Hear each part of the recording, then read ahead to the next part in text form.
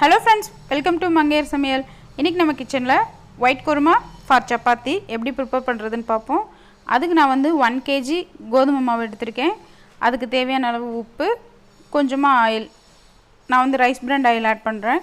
எண்ணெய் ஊத்தி கலந்துக்கலாம்.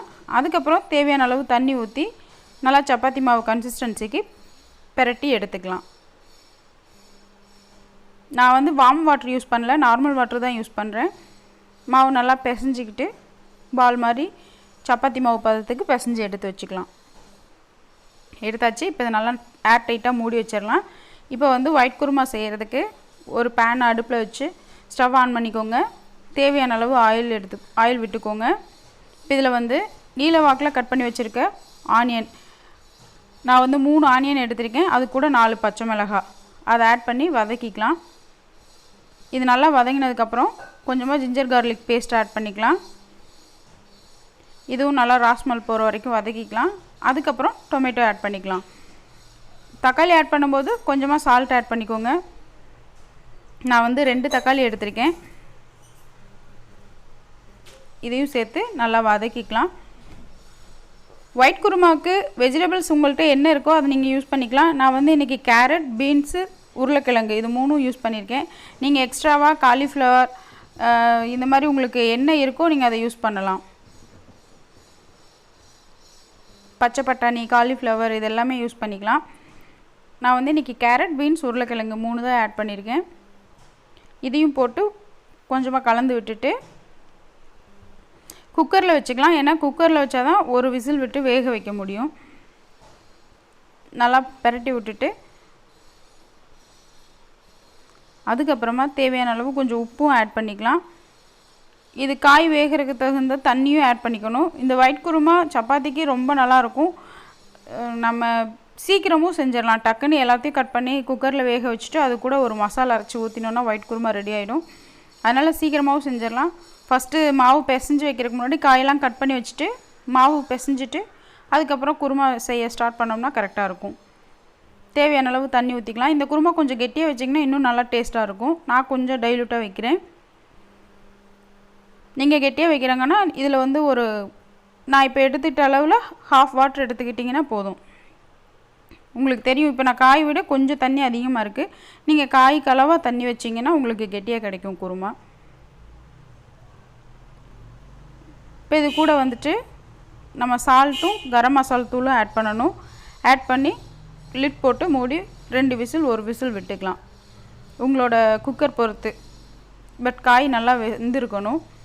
நான் வந்து ஒரு ½ ஸ்பூனுக்கும் கொஞ்சம் கூட கரம் மசாலா ஆட் பண்ணுறேன். போட்டு கலந்துக்கலாம்.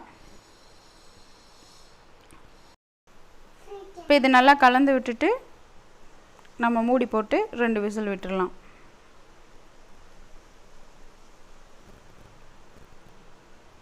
உப்பு வந்து ஃபஸ்ட்டே ஆட் பண்ணிடணும். அப்போ தான் காயில் வந்து உப்பு சேரும்.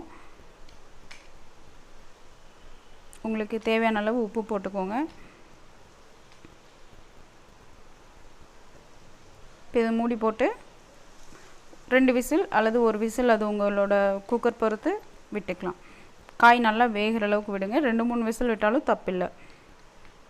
காய் நல்லா வெந்ததுக்கு பின்னாடி நம்ம ஓப்பன் பண்ணிக்கலாம். அதுக்குள்ளே வந்து இதுக்கு அடுத்து ஆட் பண்ணுறதுக்கு தேவையான மசாலா ரெடி பண்ணிக்கலாம். அதுக்கு ஒரு மிக்ஸி ஜாரில் நான் 1 மூடி தேங்காய் எடுத்திருக்கேன். நீங்கள் உங்களோட மசால் பொறுத்து உங்களோட எவ்வளோ கிரேவி செய்கிறீங்களோ அதை பொறுத்து தேங்காய் எடுத்துக்கோங்க. அது கூட கொஞ்சம் சோம்பு, கொஞ்சமாக கசகசா ஆட் பண்ணி நல்லா ஃபைனாக பேஸ்ட் மாதிரி அரைச்சிக்கலாம். இது ரெடியாக வச்சுருப்போம். நம்ம விசில் நின்ன உடனே ப்ரெஷர் குறைஞ்ச உடனே அது கூட நம்ம வச்சுருக்க குருமா கூட இதை ஆட் பண்ணிக்கலாம். இப்போ விசில் நின்றுச்சு, ப்ரெஷரும் குறைஞ்சிடுச்சு. இப்போ நம்ம காயெல்லாம் வந்துட்டு அப்படியே இருக்குது. இதை வந்து நம்ம ஸ்மேஷர் வச்சு ஸ்மேஷ் பண்ணிக்கலாம். அதர்வைஸ் ஸ்மேஷர் இல்லை அப்படின்னா அடி அகலமான பாத்திரம் இருக்குல்ல அதை எடுத்து நீங்கள் இந்த மாதிரி அமுத்தி விட்டுக்கோங்க. இப்போ காய் 1க்கு 2 மசிஞ்சிருச்சுன்னா உங்களுக்கு குருமா வந்து இன்னும் கொஞ்சம் கெட்டியாகவும் இருக்கும். காயோட டேஸ்ட் அதில் குருமாவில் ஆட் ஆகி டேஸ்ட்டாகவும் இருக்கும். நல்லா மசிச்சு விட்டுக்கோங்க. 1க்கு 2 மசிச்சுக்கலாம். இப்போ இது கூட வந்து நம்ம அரைச்சி வச்சுருக்க பேஸ்ட்டை ஆட் பண்ணிக்கலாம். ஒயிட் குருமா செய்கிறதுக்கு ரொம்ப நேரம் கம்மி, பட் டேஸ்ட்டாக இருக்கும். இதை அப்படியே வந்து நீங்கள் வெள்ளை சுண்டல் வச்சும் செஞ்சு பார்க்கலாம், அது ரொம்ப நல்லாயிருக்கும். அவ்வளோதான். இப்போ இதோட ப்ராசஸ் முடிஞ்சிடுச்சு. எக்ஸ்ட்ராவாக வந்து நீங்கள் 1 கிளாஸ் பால் ஆட் பண்ணிங்கன்னா இன்னும் கொஞ்சம் டேஸ்ட் நல்லாயிருக்கும். அது வந்து ஹோட்டல் ஸ்டைலில் அப்படியே இருக்கும். அதனால் 1 கிளாஸ் பால் ஆட் பண்ணிக்கோங்க.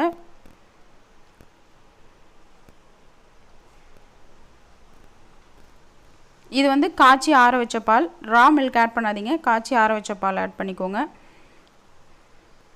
அவ்வளோதான். இப்போ இது வந்து ஒரு கொதி லைட்டாக வரணும், அவ்வளோதான். குருமாக்கான ஒர்க் முடிஞ்சிடுச்சு. நெக்ஸ்ட்டு நம்ம வந்து சப்பாத்தி போட ஆரம்பிச்சிக்கலாம். இது வந்து பக்கத்து ஸ்டவ்க்கு ட்ரான்ஸ்ஃபர் பண்ணிடலாம். மல்லி இலை சும்மா கார்னிஷ் பண்ணுறதுக்கு தேவையான அளவு.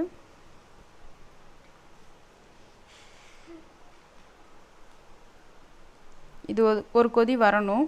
நம்ம இப்போ தேங்காய் பால் தேங்காய் அரைச்சது ஊற்றிருக்கோம், எக்ஸ்ட்ரா பால் ஊற்றிருக்கோம். அதனால் இது லைட்டாக ஒரு கொதி வரட்டும். அதை பக்கத்து அடுப்பில் வச்சுட்டு நம்ம சப்பாத்தி போட ஆரம்பிக்கலாம். நான் வந்து கொஞ்சமாக மாவு, ரொம்ப வந்து ரொம்ப லூஸாக மாவு பிசையாமல் கொஞ்சம் டைட்டாக பிசைஞ்சிருக்கேன். ஏன்னா நான் எக்ஸ்ட்ராவாக வந்து கோதுமை மாவு தேய்ச்சிலாம் தூவி விட்டு அந்த மாதிரி தேய்க்க மாட்டேன், அப்படியே தேய்ச்சிடலாம். நம்ம கொஞ்சம் டைட்டாக பிசைஞ்சோன்னா, இதில் வந்து நம்ம ஃபஸ்ட்டே கொஞ்சம் எண்ணெய் ஆட் பண்ணியிருக்கோம். அதனால் திருப்பி நான் வந்து தோசைக்கல்லில் போட்டதுக்கு பின்னாடி எண்ணெய் ஆட் பண்ண மாட்டேன். உங்களுக்கு இதுவே வந்து நல்லா சாஃப்டாகவும் வரும், நல்லா பஃபியாகவும் வரும். சப்பாத்தி ரொம்ப சாஃப்டாகவும் இருக்கும், லேயரும் கிடைக்கும் உங்களுக்கு. இதில் எக்ஸ்ட்ரா மேலே எண்ணெய் தேய்க்கணும் அப்படிங்கிறதுலாம் கிடையாது. நல்லா சப்பாத்தி உப்பி வரும். நல்லா ரெடி ஆகிடுச்சு. குருமா இந்த பக்கம் ஒரு கொதி வந்துடுச்சு. நம்ம ஸ்டவ்வை ஆஃப் பண்ணிடலாம். இப்போ நம்ம டேஸ்டான குருமா ரெடி ஆகிடுச்சு. மிச்ச சப்பாத்தியை போட்டு எடுத்துக்கலாம். நம்ம ஃபஸ்ட்டு ஆட் பண்ண ஆயில் மட்டும்தான். இந்த சப்பாத்தி காலைல செஞ்சால் உங்களுக்கு கிட்டத்தட்ட ஈவினிங் வரைக்குமே சாஃப்டாக தான் இருக்கும், ஹார்ட் ஆகாது. இந்த மாதிரி நல்ல லேயராகவும் கிடைக்கும்.